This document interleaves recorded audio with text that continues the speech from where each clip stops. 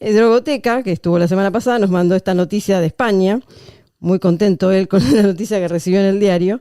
Y es que el Congreso de España hizo un proyecto de ley, aprobó un proyecto de ley, que es una ley antifraude fiscal, ¿sí? O sea, para evitar los fraudes fiscales, que incluye, entre otras medidas más, limitar el uso del efectivo a 1.000 euros. Siguen bajando. ¿Eh? Siguen bajando, hasta hace poco era... Claro, 10, Mariano Rajoy había sí. puesto un límite de 2.500 euros. Ahora es 1.000 euros para pagos entre particulares, por ejemplo, pagos a profesionales o a empresas, ¿sí? Entonces, 1.000 euros es lo máximo que puedes pagar en efectivo, el resto tiene que ser vía bancarizada, ¿no? Bueno, los canales de pago alternativos de parabienes, obviamente agradecidos, y en este caso las criptomonedas, ni hablar, porque lo que yo me pregunto es cómo van a hacer para controlar que sean 1.000 euros lo que se paga o no se paga. O sea, me encanta que piensan que con una ley de antifraude se acaba el fraude. No se dan cuenta de que es magia. Este es el último bastión que les queda y lo están descuidando. Si la gente usa dinero en efectivo, por lo menos están usando dinero fiat, que es el que ellos emiten, ¿no? Deberían cuidar a toda esa gente, porque esa gente muy pronto se va a quedar sin alternativas si siguen presionando. Pero bueno, gracias al Congreso se va a acabar el fraude fiscal en España, parece ser, a partir de ahora.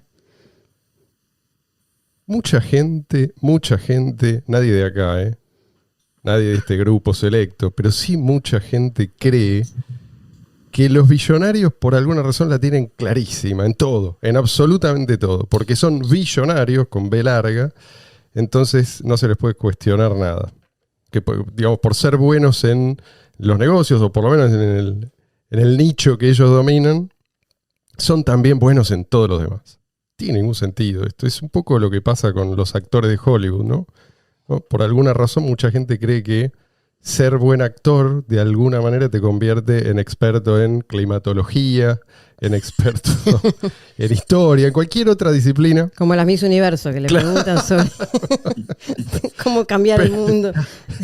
Aquí en Venezuela todos los actores son politólogos, por lo entendido, ¿no? Tienen que serlo, no les queda otra.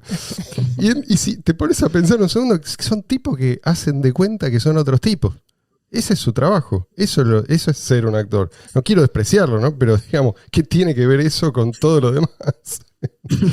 Y yo las estupideces que escuché decir a billonarios solo este año, ¿no? Dentro del mundo cripto, cosas que probablemente ningún taxista, ningún kiosquero, ningún obrero de la construcción, ningún tipo con sentido común diría. A ver, el hecho de que muchos billonarios estén a favor del UBI, del ingreso básico universal, ya solo eso te indica que en principios básicos de economía, por lo menos, son completamente analfabetos. Que hay muchos que también viven en una burbuja un poco, ¿no? Después, algunos billonarios compraron este verso de que Bitcoin BTC es una buena inversión porque es un refugio de valor. Y yo me pregunto, ¿no saben, no estudiaron un poquito esta cuestión? ¿No saben que la recompensa por bloque hallado, esto que explicamos permanentemente nosotros, ¿no? Pues es algo que vuelve a surgir, y la recompensa por bloque hallado cae a la mitad cada 4 años? Y digamos que si los mineros no reemplazan esa recompensa con tarifas provenientes de cada vez más transacciones, van a dejar de proteger la red. Sí, porque no les va a resultar rentable. ¿No saben que para paliar esto hay desarrolladores de Bitcoin BTC que propusieron introducir inflación arbitraria, ¿no? La inflación que ellos quieran, en lugar de permitir que el volumen de transacciones aumente, que es lo que indicó Satoshi Nakamoto que tenía que pasar para que el sistema funcionara. ¿No ven esta inconsistencia económica en el modelo de Bitcoin BTC? ¿No investigaron, por ejemplo, quién está detrás de Blockstream?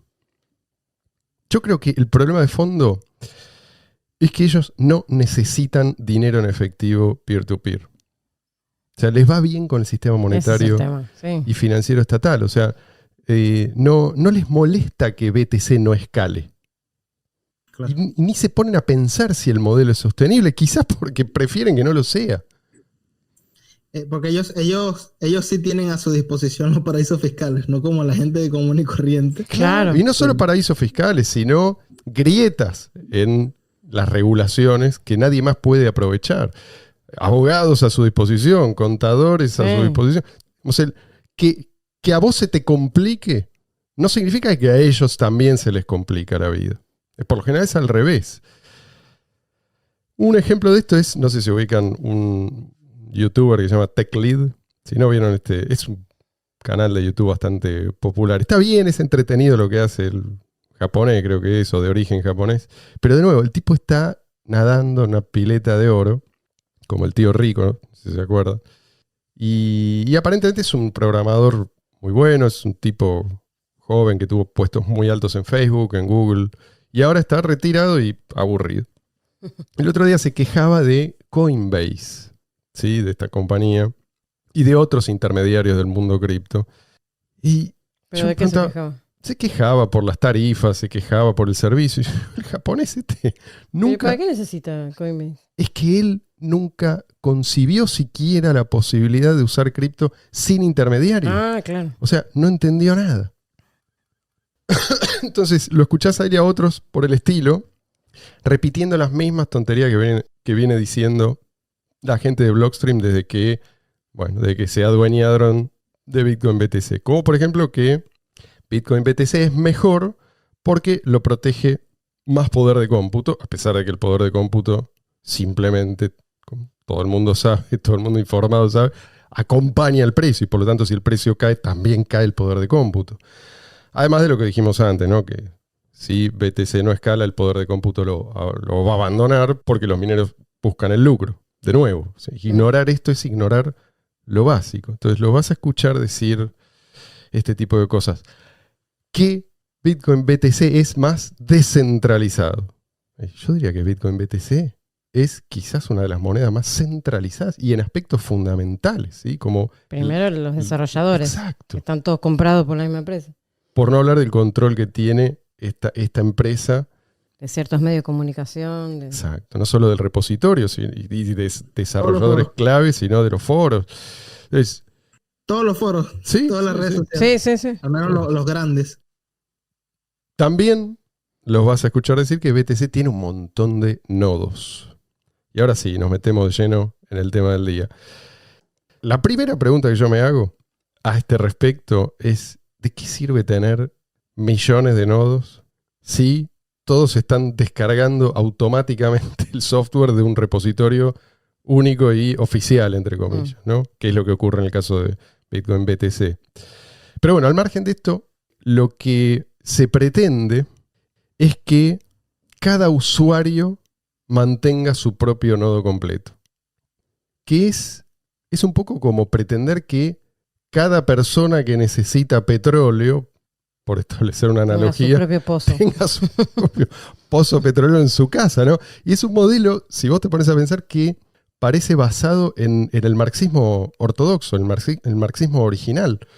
Si vos leés a Marx, el tipo consideraba que la especialización era algo malo y era algo que iba a tender a desaparecer. Entonces, a ver, el 99,99% de los usuarios se ven atraídos por la utilidad del sistema, no por la posibilidad de mantener un nodo completo. Pero la incorporación de usuarios interesados en la utilidad, en este caso monetaria, o sea, en eliminar la fricción de las transacciones económicas, beneficia a todos los demás, incluso a los interesados en mantener nodos.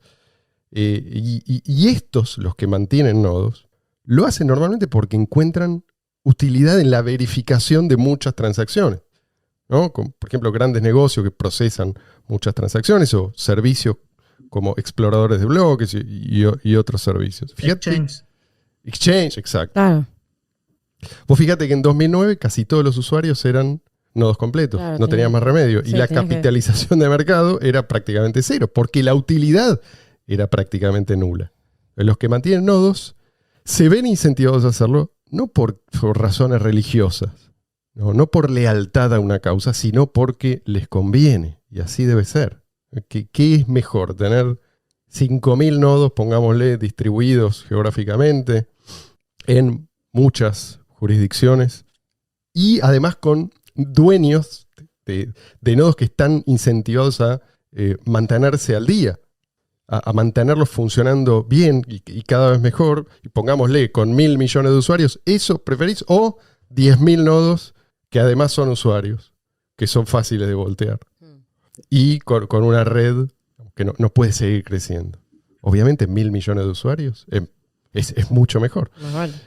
Entonces, Satoshi lo explicó claramente, pero quiero escuchar lo que dice Leo Beltrán al respecto. ¿Tenía razón Satoshi, Leo? Porque en definitiva, esto que estoy diciendo yo no es nada original, es lo que decía Satoshi. No, totalmente. Es más, si uno revisa la historia de Bitcoin y cómo se fue dando este debate, para muchos usuarios fue una sorpresa cuando se empezó a hablar de un Bitcoin limitado por un tamaño de bloque máximo de 1 megabyte. En el año 2013 salió un video que hasta el día de hoy es infame, que hablaba de que el límite de la cantidad, de la capacidad de transacciones que pueden entrar en un bloque, que está limitado en 1 megabyte, era algo bueno y era lo que estaba manteniendo a Bitcoin descentralizado. Y si uno ve este video, que hasta el día de hoy sigue subido en internet, se va a encontrar con los mismos argumentos que utilizaron en ese momento, que se utilizan incluso hoy en día, para justificar por qué Bitcoin está bien y funciona, siendo que en realidad cuando uno va a probarlo directamente la experiencia de usuario es terriblemente limitada y uno se ve primero sorprendido por las tarifas, la fricción y la dificultad, y lógicamente lleva a pensar que esto no funciona y que es necesario siempre recurrir a segundas capas o intermediarios en definitiva. Yo creo que existe mucha desinformación al respecto, que lógicamente parte de esta narrativa. Esta fue, creo que una de las primeras muestras, pero fue un debate que se fue dando durante mucho tiempo. Y vuelvo a este video, si uno ve los comentarios de cuando se subió, los mismos usuarios se sorprendían porque decían, no puede ser, esto no es claramente lo que venimos pensando.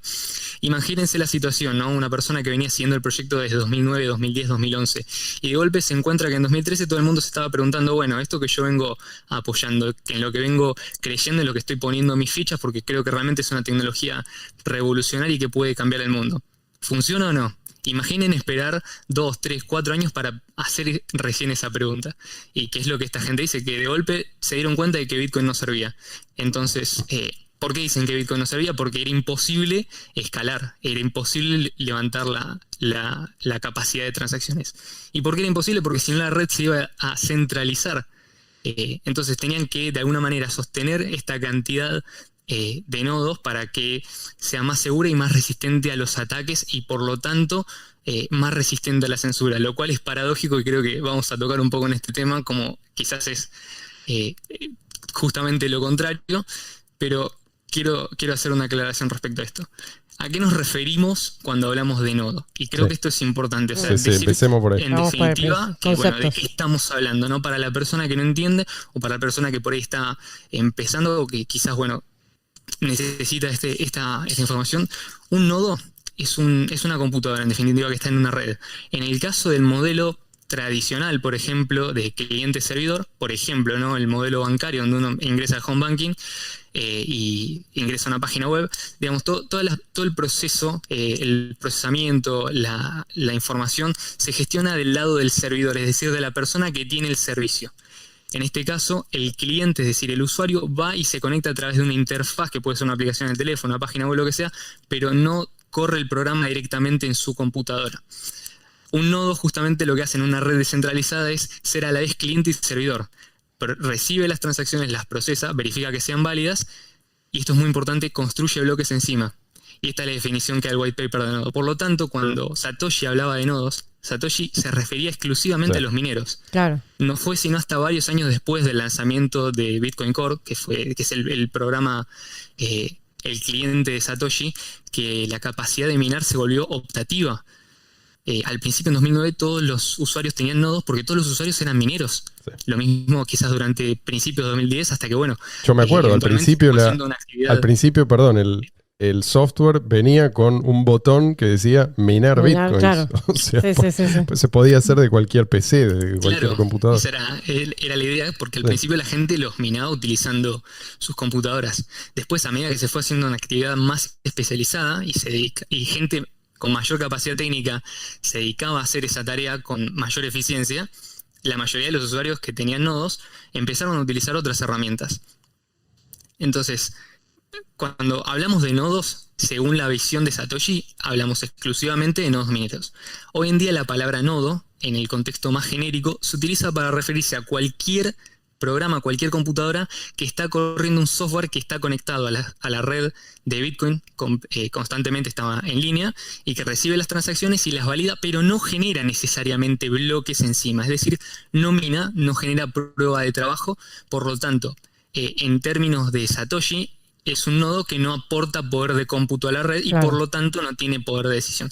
Es decir, es un espectador pasivo de todo lo que va ocurriendo en la red en un determinado momento. Perdón, ¿Cuál es ¿puedo interrumpir? Porque está ahí lo que estás diciendo, interrumpo un segundo, porque hay mucha gente que no se dedica a leer y piensa que cuando uno dice que Satoshi, esta era la propuesta de Satoshi, piensa que uno está poniendo palabras en boca de Satoshi. Escuchen lo que explicó claramente Satoshi en Bitcoin Talk, esto en 2010, dice: el sistema actual donde cada usuario es un nodo de la red no es la configuración prevista para el funcionamiento a gran escala. Eso sería como pretender que todos los usuarios de Usenet ejecuten su propio servidor NNTP. Después si quieres explica eso, pero no creo que importe demasiado en este caso. El diseño admite que los usuarios sean solo usuarios.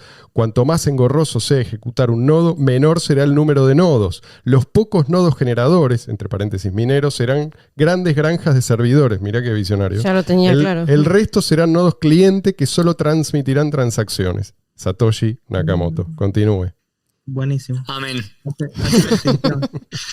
Hace la distinción. Yo quería aportar también que yo tengo 10 nodos y que no estoy dispuesto a aceptar las opiniones de nadie que tenga menos de 2. Es el nuevo criterio. Prueba de número de nodos. De hecho, imaginémonos, bueno, no quiero entrar por ahí en esta comparación, me gustaría seguir, pero tengo un argumento para esto que dice Luis. Que de hecho es una de las pruebas de que realmente un nodo por sí no genera mayor descentralización o mayor seguridad en la red.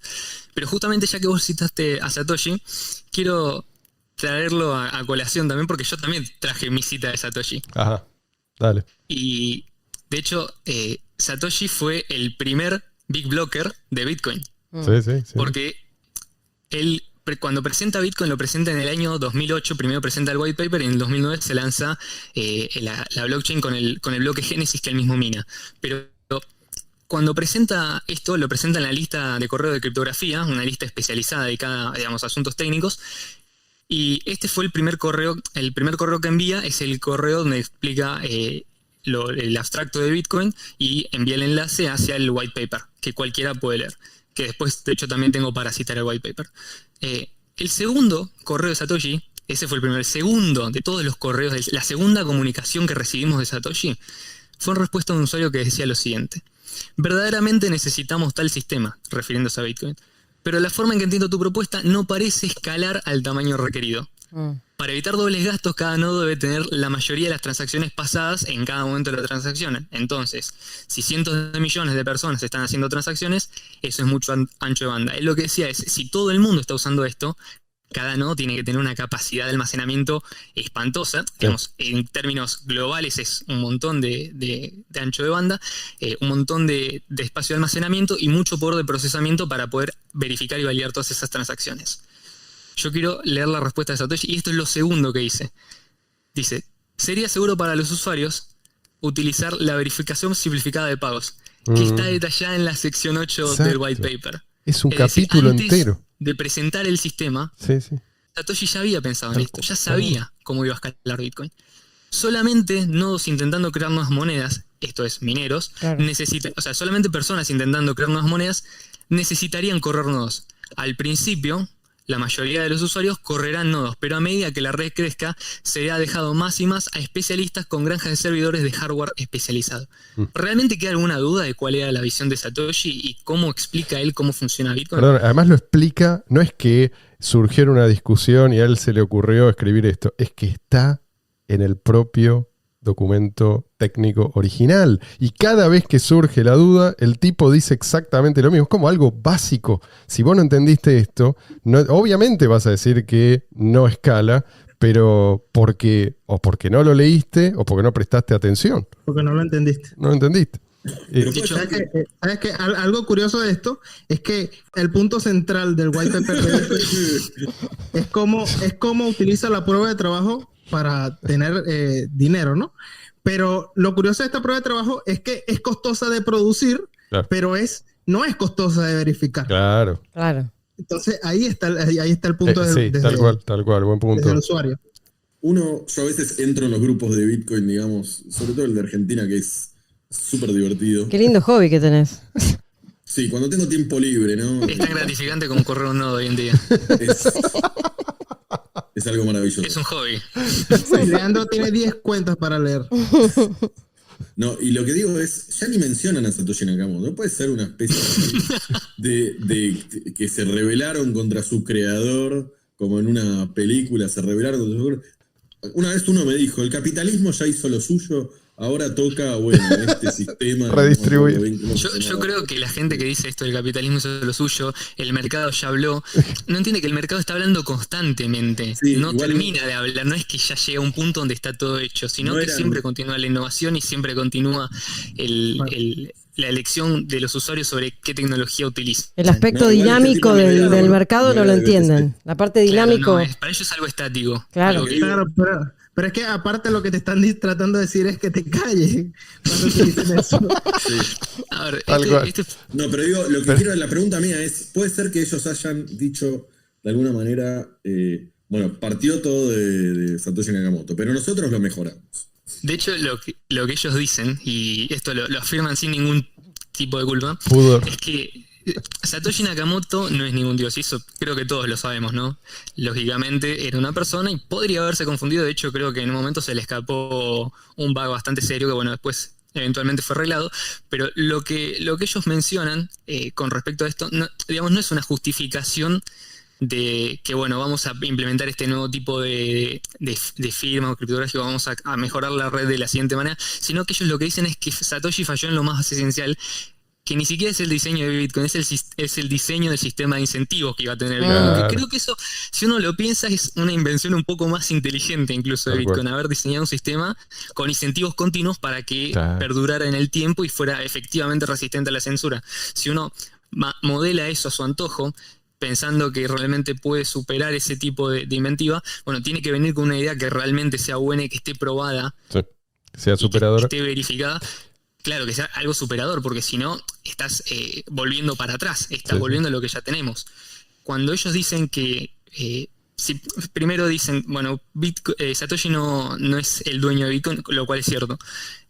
Y nosotros queremos implementar este tipo de cambios en Bitcoin. Si tu versión de Bitcoin no se parece al que escribió Satoshi, primero, ¿por qué le seguís diciendo Bitcoin? Más vale cambiarle el nombre, ponerle el nombre que quieras y seguir diciendo, yo defino esta visión que no es la de Satoshi, no es la que está escrita en el white paper, por lo menos escribirle un white paper para que podamos separla, para que podamos saber de qué estamos hablando la próxima vez que lo discutamos.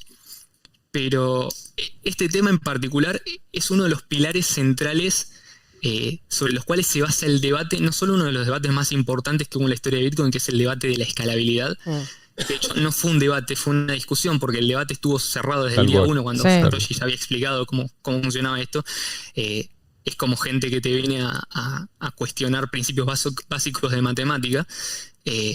No es un debate realmente, lo único que uno tiene que hacer es sentarse a explicarle a la gente que quiere entender y al que no, dejarlo para que... Y además no fue un debate porque no hubo espacio para el debate. O sea, toda la gente que tenía una opinión distinta la expulsaron. Sí. Pero hay algo en lo que sí le dieron mucha bola a Satoshi, es en el tema del tamaño del bloque de 1 mega. Porque en eso sí, como cuando Satoshi puso eso como una No, medida anti-spam, que era, y lo dijo claramente que era transitorio, ellos eso lo toman como palabra santa y el bloque tiene que tener 1 mega.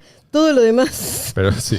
No, pero O sea, que te das cuenta nunca que- dijo que tenía que seguir teniendo 1 mega. De Claro, hecho, ya él dijo sé, pero ellos específicamente- dicen, no, pero Satoshi dijo 1 mega, dejamos 1 mega. O sea, te das Igual cuenta hay que una quieren norma. destruirlo. Yo propongo 500 kilobytes. No. Entonces, digamos, si Satoshi ya se gastó en escribir el capítulo, la sección 7 del white paper que describe un método para poder ahorrar espacio de almacenamiento en los nodos mineros, que se llama podado o pruning, donde se elimina información de transacciones pasadas que ya no es necesaria para mantener la red segura.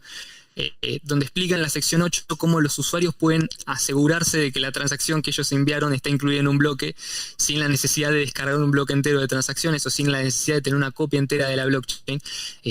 Realmente, digamos, esta gente simplemente no quiere escuchar argumentos. Sí. Y lo Quieren siguen tener diciendo. razón. Hoy en ¿Y día, qué le puede decir a una persona que tiene razón? Absolutamente nada Sí. para que cambie de opinión. la gente Y de hecho sigue tiene una diciendo. concepción- Perdón. La gente sigue argumentando de la misma manera, como si Satoshi no hubiera escrito nada jamás al respecto.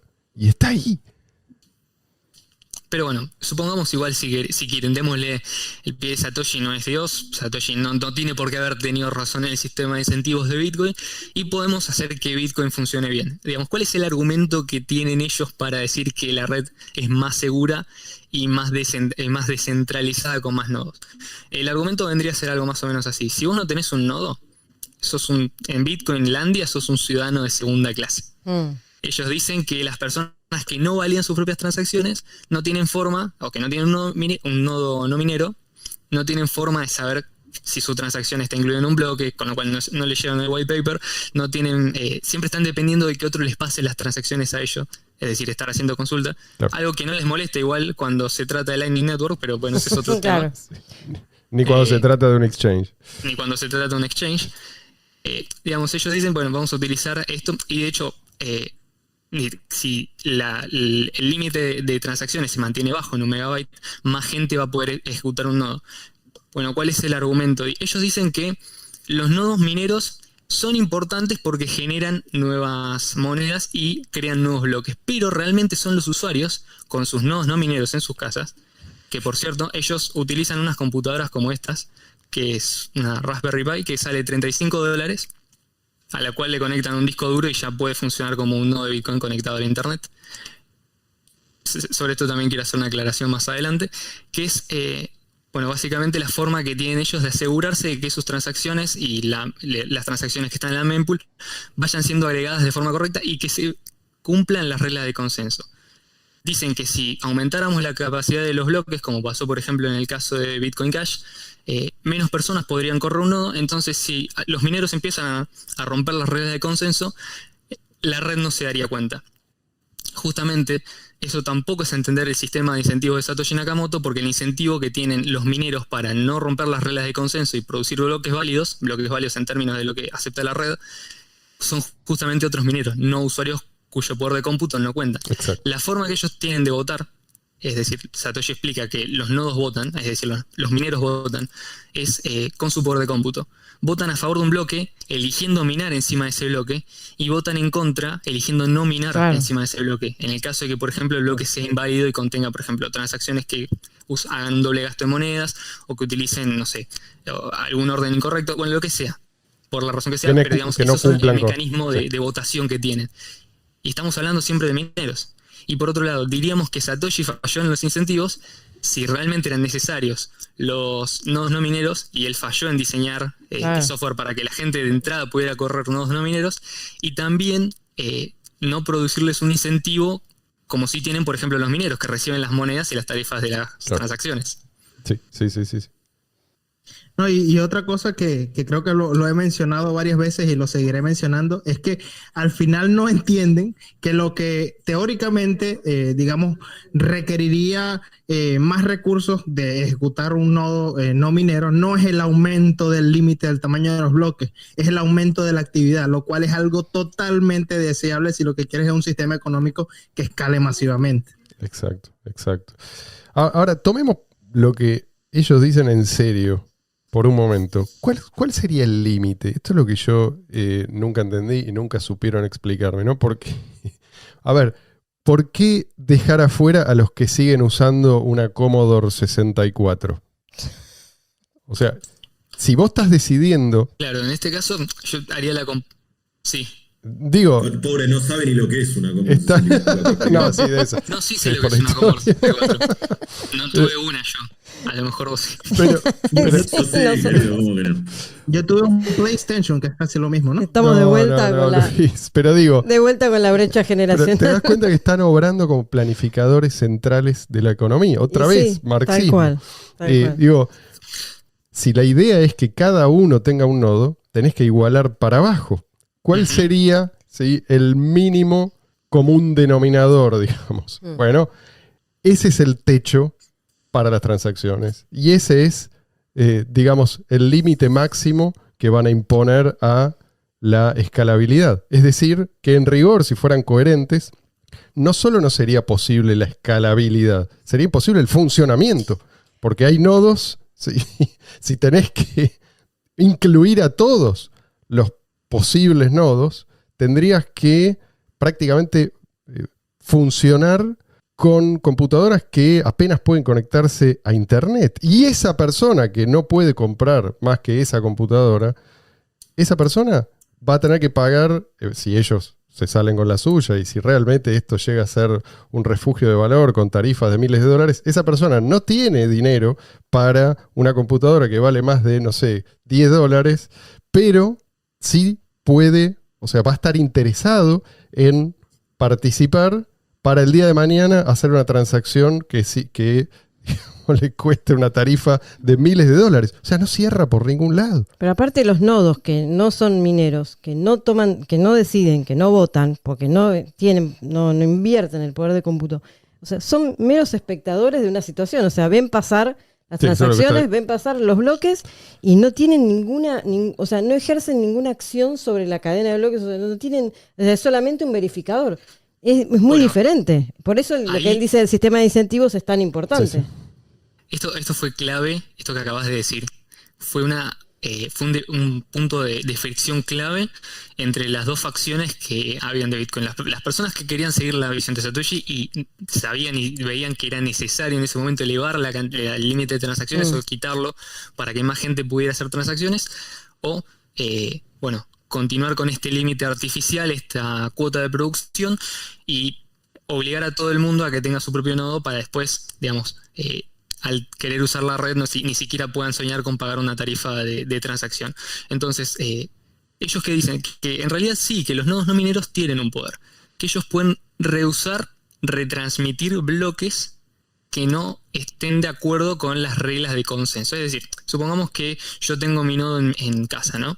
Y de repente, de la noche a la mañana y sin previo aviso, todos los mineros de todo el mundo, digamos, gente de China, gente de Finlandia, de los de Estados Unidos, en el sur de Argentina, o donde sea que estén, en Rusia también, se pusieron todos de acuerdo y empezaron a minar con reglas inválidas. O varias pools de minería se pusieron de acuerdo y se pusieron a minar con reglas inválidas o cambiando las reglas de consenso, ¿no? Claro. ¿Qué puedo hacer yo en ese caso? Bueno, según estas personas, puedo forkearme de la red, rehusando al yo recibir ese bloque, decir, no, yo no acepto este bloque, yo con mi nodo no lo voy a aceptar. Entonces, si alguna persona me pregunta si hay un bloque nuevo, yo le voy a decir que no hay bloques nuevos porque no se minaron bloques con las reglas de consenso que yo sigo.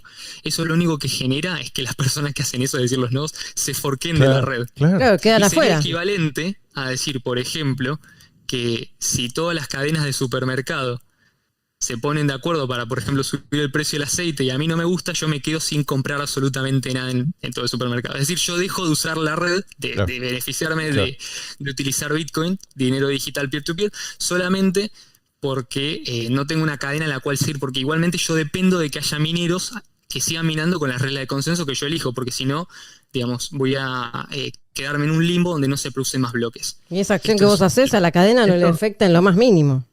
Claro, exactamente. Para la cadena, mi nodo no existe. Claro. Y Eso es mentira. Eso es cambiar prueba de trabajo por ¿qué? Prueba de chantaje o algo así, no sé, prueba de Ni nodo. siquiera, porque no tenés Pero ningún poder para supongamos que imponerte. esto funcionara así. que ya vimos que es evidente que no, pero supongamos que esto funciona así. ¿Por qué no podría ser como Luis y decir, bueno, en vez de tener un nodo, me pongo 10? ¿Qué diferencia hay? Cuando la red vea que hay 10 nodos que están rechazando los bloques, se van a frenar y van a decir, no, tenemos que hacer las cosas como nos dice este señor. Bueno, suponete que en vez de 10 nodos yo rento servidores en Amazon, pongo 50.000 nodos y empiezo a rechazar bloques porque sí, hasta que la red se empieza a comportar como yo quiero con las reglas de consenso que a mí me gustan. ¿Por qué no puedo hacer eso? ¿Por qué no pasaría nada? Porque justamente Bitcoin es a prueba de ese sistema. Eso que estoy mencionando en criptografía, digamos, en esta área de la matemática se llama ataque civil, donde una misma persona se hace pasar por muchas entidades al mismo tiempo. Bitcoin está diseñado de base para ser resistente a ese tipo de ataques, para que cualquier persona que quiera intervenir en la red tenga que demostrar que es su trabajo, que le cueste, que no pueda rentar servidores en Amazon o en Google o lo que sea, y ponerse a aceptar o rechazar transacciones. Digamos, a los mineros no les va a importar. Sí hay una diferencia, y que tuvo que ver con este supuesto, ellos le llaman User Activated Soft Fork, que es supuestamente algo que pueden hacer los nodos no mineros, que es activar reglas de consenso nuevas que son retrocompatibles con versiones anteriores de Bitcoin. Como por ejemplo el caso de Segwit. Ellos dicen que pueden forzar la activación de un cambio que sea retrocompatible, es decir, de un soft fork, empezando a rechazar bloques que no cumplan con esas reglas. ¿Cuál es la diferencia? Es que dentro de los nodos no mineros hay nodos que son más importantes que otros. No sería lo mismo el nodo de mi casa que el nodo de, no sé, por ejemplo, un exchange con millones de usuarios en todo el mundo. Entonces, que incluso suelen tener sus propias pools de minerías y demás. Con lo cual es mucho más fácil que los mineros por ahí le hagan caso a un exchange. Es decir, o si varios exchanges se ponen de acuerdo, que a vos con tu Raspberry Pi. Al nodo de mi casa. Entonces esos nodos se los suele llamar nodos económicos o nodos que tienen un poder económico dentro de la red, porque son los nodos a los cuales se conectan las billeteras que utilizan estos exchanges y demás. Pero en definitiva no deja de ser algo circunstancial debido a la situación en la que nos encontramos, donde todavía dependemos de exchanges centralizados. ¿Qué va a pasar el día de mañana cuando tengamos exchanges completamente descentralizados y no dependamos de estas personas para decir qué transacciones son válidas y cuáles no? Digamos, que es precisamente la idea, no depender no depender de este tipo de instituciones. O sea, si logramos depender de la decisión de un gran exchange, entonces lo que logramos es arruinar la propuesta. Es decir, demostramos que Satoshi Nakamoto estaba equivocado en este sentido. Digamos que al final terminan reintroduciéndose los mismos intermediarios que estábamos tratando de evitar. Al fin y al cabo lo que pasó fue que hicieron que una moneda deje de ser para todo el mundo, y el relato lo metieron para lo que es para todo el mundo es el tema de los nodos. O sea, la moneda no la puede usar nadie, el común de la gente, pero todo el mundo puede tener su nodo. ¿Para qué querés tener nodo? Si vos lo que querés tener es una moneda, en realidad. No querés tener un nodo. Esto me recuerda a los que dicen que para lograr determinado objetivo hace falta voluntad política. No sé, con la diferencia de que los políticos al menos tienen poder para hacer daño, pero vos con tu nodo en tu casa no tenés ni eso. Es que, a ver, y voy a citar o parafrasear, mejor dicho, a un pensador estadounidense, que es Benjamin Franklin. Él decía, quienes buscan la seguridad antes que la libertad no van a tener ninguna de las dos. Y yo digo, quienes buscan la descentralización antes que la posibilidad de hacer intercambios sin intermediarios, que es lo que busca el sistema de Satoshi, no van a tener ninguna de las dos. Y esto va a sonar controversial, porque es verdad, es más importante por una cuestión económica, por cómo están armados los incentivos, que sea más fácil intercambiar dinero peer-to-peer, utilizando directamente la capa base, que la red sea descentralizada. Si vos preferís que la red sea descentralizada y mantenés un límite bajo, restringís el acceso a esa red, te va a pasar lo que te termina pasando ahora. No vas a tener ni una red descentralizada, porque vas a lograr que unos pocos nodos económicos, desarrolladores, tengan el control casi absoluto sobre qué cambios se implementan y cómo se implementan, y vas a lograr que la gente no pueda utilizar la capa base. Exacto, es que deberíamos, creo que deberíamos definir descentralización, ¿no? Descentralización significa un sistema descentralizado carece de un punto central de control. Esto es lo clave. O sea, y desde este punto de vista, Bitcoin Cash, por ejemplo, es mucho más descentralizado que Bitcoin BTC, que en este momento depende de lo que deciden 2 o 3 tipos. Sí, sí, tal cual. Es que lo es, y por eso digo que es más importante, si vos privilegiás un sistema de intercambio, vos vas a construir los incentivos para que más actores se sumen a la red, construyan sobre eso y en definitiva termine siendo más descentralizado. Claro. Vas a hacer que nuevos mineros tengan el incentivo para sumarse y cobrar las tarifas de las transacciones en el futuro, vas a construir el incentivo para que más personas, más incluso instituciones se dediquen a desarrollar y a construir encima de esa tecnología que abastece a todo el mundo. Es decir, vos construís primero una base sólida que te permita sostener un nuevo sistema económico, no haces al revés. Exacto. Entonces, de hecho yo hago énfasis en el mismo título del white paper, como se hace siempre en este programa. Satoshi dice, Bitcoin, a peer-to-peer electronic cash system, no es a decentralized electronic cash system. Claro. O sea, descentralización es importante, pero no es el objetivo, es un medio para un fin, y el fin explícito la descentralización es la consecuencia. Exacto, es crear una buena moneda. Porque, digamos, cuando Satoshi Nakamoto creaba Bitcoin no estaba descentralizado porque él era el único minero, y el único nodo. Claro. Entonces eso que de golpe no era descentralizado, no, pero la potencialidad de poder hacer transacciones sin intermediarios es lo que le da vida a la red y es lo que en definitiva lo convierte en un sistema descentralizado. Exacto. Es decir, tienen al revés las ideas, empiezan por el final y quieren llegar al principio y no van a llegar nunca porque tenés que hacer las cosas en orden. Sí. Los incentivos se construyeron de esa manera y están así por algo. Utilizaron ese argumento también como una forma de ataque, pero en realidad cuando lo explicás se cae todo el argumento, no tiene ningún sentido. Pero lo utilizaron como forma de ataque. Uno lo ve constantemente y digamos, este relato lo ve, si uno entra a Twitter, se encuentra con gente que dice, bueno, hoy te voy a explicar lo que es Bitcoin y te empiezan a explicar toda la teoría BTC y después llegan a la parte, bueno, en algún momento si te interesa esto vas a necesitar tener un nodo porque si no, no vas a poder validar tus transacciones y tenés que descargar la blockchain, digamos, te vas a tener que invertir en esto para poder mantener la red segura y vas a estar contribuyendo con tu poder de procesamiento. También después te dicen, no sé, por ejemplo, ahora con este nuevo software que va a estar siendo implementado en Bitcoin, que si los mineros no se ponen las pilas van a tener que salir los nodos como hicieron en 2017 a apurar, cosa que bueno, ya vimos que no es tan así, que no es correcto este pensamiento porque digamos, sería un desentendimiento de los mecanismo de incentivo que tiene Bitcoin. También te dicen, por ejemplo, que ellos pueden validar sus propias transacciones cuando lo pueden hacer tranquilamente, como lo explica en la sección 8 de White Paper, con la verificación simplificada de pagos, que lo hacen un montón de billeteras y que la mayoría, por ejemplo, de los usuarios de Bitcoin que no utilizan un nodo, bueno, terminan utilizando este sistema que es tan seguro como utilizar, digamos, la blockchain, pero sin el consumo de ancho de banda, que requiere tener un nodo. Y bueno, todas estas otras cosas que tienen que ver con no entender de base cómo funciona Bitcoin o entenderlo y utilizar en beneficio propio. Sí, en definitiva, lo que están haciendo es ignorarlo absolutamente todo lo importante por lo menos, y fijarse en una única variable, el costo de mantener un nodo, ¿no? Como si esto fuera lo más importante. Y esto es precisamente lo que, digamos, ya no estamos en el terreno teórico, ¿no? Como, no sé, en 2013, 2014 hasta 2015. Vimos cuáles son las consecuencias de aplicar esta nueva teoría, ¿no?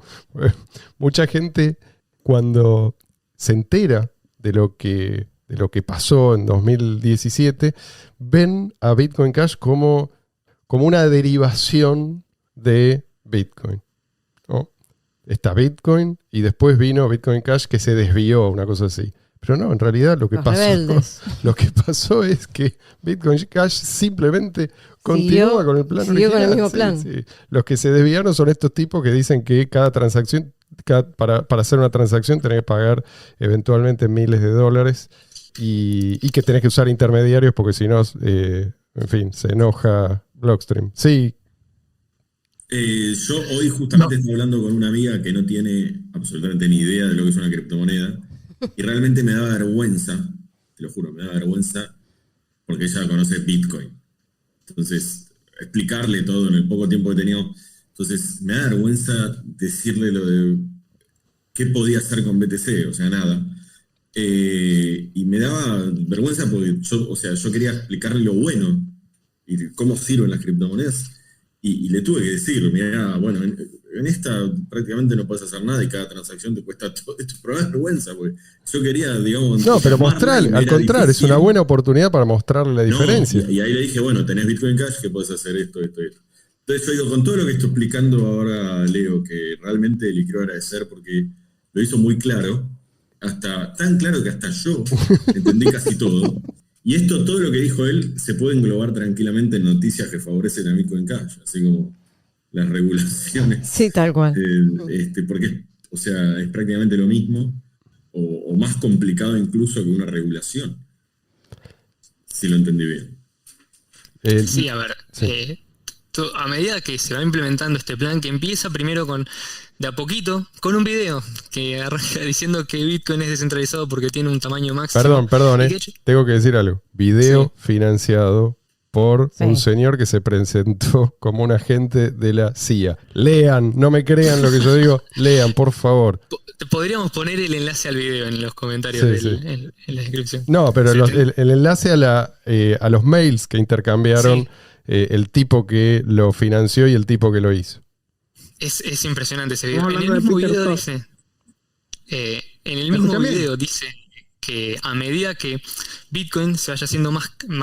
o sea, en el mismo video dice, nosotros vamos a mantener la red descentralizada con muchos nodos. Necesitamos que el límite sea de 1 megabyte. No podemos cambiarlo, porque si no va a poder haber menos nodos. En consecuencia, eso va a hacer que a medida que haya más transacciones, las tarifas suban. Esto lo decía en el video. ¿Qué va a pasar cuando las tarifas suban?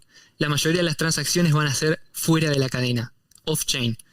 Y ahí está todo el plan. Elegir quién te valida tus transacciones y en quién pones tu confianza. O sea, ¿qué actores estamos hablando acá? O sea, cuando yo hablo de hoy en día quién me valida mis transacciones y en quién tengo que confiar, porque me obligan, digamos, o sea, no es confianza a media punta de pistola, si se quiere. Y yo vuelvo entonces, para mí, esto es una regresión completa a el sistema bancario, el sistema del monopolio del control estatal de la moneda, estas cosas que, bueno, siempre se mencionan y que, digamos, es lo que evidentemente este video intenta mantener. Sí. Justamente. Si vos tenés que elegir entre, digamos, distintas entidades que están autorizadas a, por ejemplo, dentro de un lugar, a validarte tus transacciones para que vos puedas utilizar Bitcoin. Bueno, en definitiva lo que terminamos de hacer es reintroducir el sistema bancario en una criptomoneda que fue inventada para no depender de un sistema bancario o de una entidad regulatoria. Justamente uno de los conceptos era ese, no tener que confiar, o sea, solamente confías en el sistema de incentivos, no tenés que confiar en una persona, en un intermediario, en una empresa, nada centralizado. Tenés que confiar en el sistema y ya está. Una vez que confías en el sistema, todo lo demás fluye. Pero bueno. Sí, confiar, más que confiar, entenderlo. Entender el sistema y decir, bueno, me meto o no me meto. Sí, o sea, participo o no participo. Esa es la cuestión. O sea, pero es sin necesidad de confiar. Claro. Uno de los conceptos es ese de Bitcoin originalmente. No hay necesidad de confiar en un tercero, de confiar en una entidad, de confiar en una organización, en una empresa. Solamente entender el sistema y aprovechar sus beneficios, digamos. Y bueno, a medida que van avanzando con este relato y se hacen con el control del desarrollo de Bitcoin y el control de los foros de discusión, todos los cambios que se introdujeron en BTC son solamente para beneficiar esta visión de que Bitcoin va a funcionar solamente con intermediarios. Incluso Segwit, por ejemplo, que fue, digamos, para mí no hubo... o sea, no es que Bitcoin BTC siguió por el camino de la senda. Lógicamente, Bitcoin que en ese momento se pasó a llamar Bitcoin Cash, porque la otra rama de Bitcoin, que es BTC hoy en día, introdujo otro cambio que es Segwit, que de hecho es un cambio que hasta incluso puede llegar a ser nocivo. Desastre. Y que pone en tela de juicio todo lo que puede llegar a ser el concepto de soft fork y de cómo interactúan los nodos legacy con los nuevos nodos actualizados que cumplen con esas reglas de consenso. Pero supongamos que esto funciona, ¿por qué no hacemos un soft fork? Que esto en teoría sería posible, porque ya sabemos que en Bitcoin BTC no se puede subir el límite de transacciones, no se puede subir el block size. Bueno, hagamos lo contrario, hagamos un soft fork para no aceptar bloques de más de 500 kilobytes, medio mega. Entonces yo empiezo a rechazar con mi nodo y nos ponemos de acuerdo. Así logramos hacer que las tarifas suban aún más, con lo cual va a haber, y de hecho vamos a hacer que más gente pueda correr un nodo, porque no van a tener que descargar 1 megabyte por lo que van a tener que descargar medio. ¿Por qué no hacen esto? Lógicamente, digamos, sería, si uno pensara así realmente, sería el camino de acción coherente. Consecuente. Sí. No sé si Luis quería decir algo porque está sin cámara. No sé si se me escucha bien. Perfecto. Tengo un poquito de problemas técnicos. Bitcoin Luis, BTC ¿escuchás? hoy día sí está diseñado para que cada usuario deba tener un nodo. Entonces, es curioso cómo pensaron el sistema totalmente al revés. O sea, tiene que estar diseñado para que cada quien tenga un nodo, pero esa misma persona que va a tener un nodo no puede hacer una transacción, no puede ir a comprar algo a la tienda porque, no sé, no le dio la gana a Samson Mao de que Bitcoin sea para gente pobre. No, es que no es solo gente pobre. No es para nadie. En rigor, nadie que lo quiera usar de acuerdo a su propósito original. Ahora ya pasamos. Nos fuimos al demonio. Sí, vamos a ir redondeando. Eso que esta gente no quiere es lo que nosotros sí queremos. Nosotros sí entendemos la importancia de que exista una buena moneda, una alternativa a este sistema injusto, decadente. Y si vos te pones a pensar, este sistema está basado en estructuras de poder que heredamos de la edad de bronce. Nosotros acá entonces tenemos una misión. Estamos construyendo las bases de una economía libre, verdaderamente libre. Y es tan importante esta misión que no van a poder callarnos. Vamos a seguir invitándolo a Leo, vamos a seguir diciendo la verdad y vamos a seguir desafiando a cualquiera que no esté de acuerdo a debatir. Difícil, porque por lo general esta gente se esconde. Pero están invitados. Los que se ofenden porque no les gusta lo que decimos, están invitados a debatir. Acá, o si quieren en otro lado, si nos ponemos de acuerdo en el moderador. Acá Leo está levantando la mano. Sí, Leo, dime. Quería agregar una sola cosa, que era algo que dije que iba a decir y lo voy a hacer muy breve. Esto que tengo en la mano, que es la Raspberry Pi, que ya me he mencionado, hace poco en Bitcoin Cash, en la testnet, minó y verificó en menos de 10 minutos, creo que incluso menos de 5 minutos, un bloque de 1 gigabyte.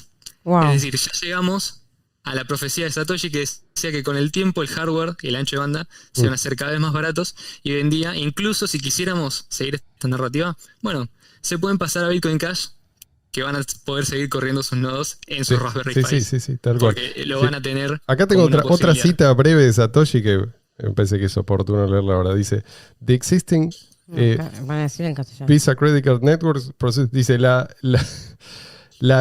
estamos hablando de 2010, La red de Visa procesa actualmente más o menos 15 millones de compras en Internet por día en todo el mundo. Bitcoin ya puede escalar mucho más que eso con el hardware existente hoy, 2010, ¿sí? Por una fracción del costo.